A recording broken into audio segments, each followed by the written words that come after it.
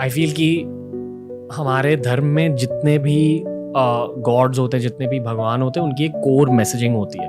जैसे कि मेरे लिए शायद कृष्ण भगवान की कोर मैसेजिंग है गाइडेंस, ऑप्युलेंस, कि लाइफ को आगे कैसे लेके जाए। वो मेरे लिए खुद के लिए वो एक पर्सनल ओपिनियन है। आई एम श्योर कि आपने भी एक पर्सनल ओपिनियन फॉर्म किया है शिव जी के बारे में इतने ज़्यादा टेक्स्ट पढ़ने के बाद। तो शिवा की कोर मैसेज क्या है मैनकाइंड के लिए?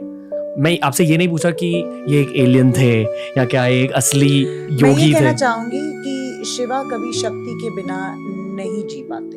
ओके। आपने वो कहानी सुनी है कि गणेशा कैसे बने थे? जी। है ना? वो पार्वती नहा रही थी, उन्हें तो कितना डरते थे वो पार्वती से।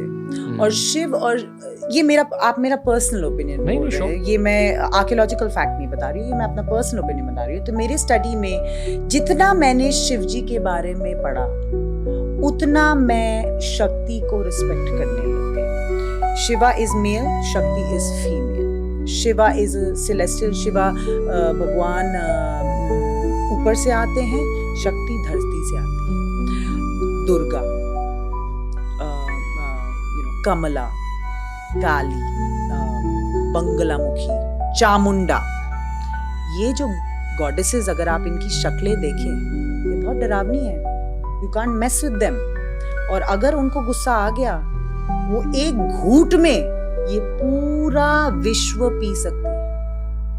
तो जितना मैंने शिव के बारे में पढ़ा उतना मैंने शक्ति को रिस्पेक्ट किया, उतना मैंने सीखा कि शिव भी शक्ति के बिना नहीं एग्जिस्ट कर सकते और शिव भी शक्ति से कभी-कभी डरते हैं।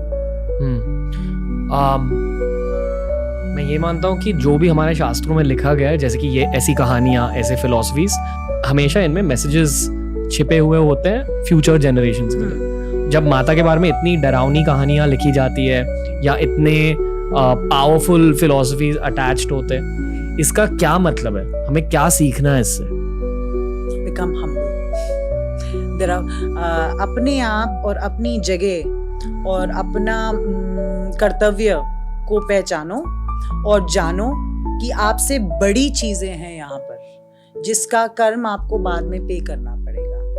लेकिन अगेन मैं एक आर्कियोलॉजिस्ट और आर्ट हिस्टोरियन के पर्सपेक्टिव से आती हूँ, तो ये धर्म अधर्म की बातें जो होती हैं ये काफी पर्सनल रहती हैं। जो मैंने समझा, अगर मैं आर्कियोलॉजिकल पर्सपेक्टिव से देखूँ ये सारी चीजें, देवियों के जो मंदिर हैं, जैसे 64 योगिनी टेम्पल, बहुत कम टेम्पल है, वो गोल होती है। जो देवताओं के टेम्पल हैं वो फैलिक इन शेप होते हैं, ट्रायंगल की तरह, ट्रायंगल होते हैं।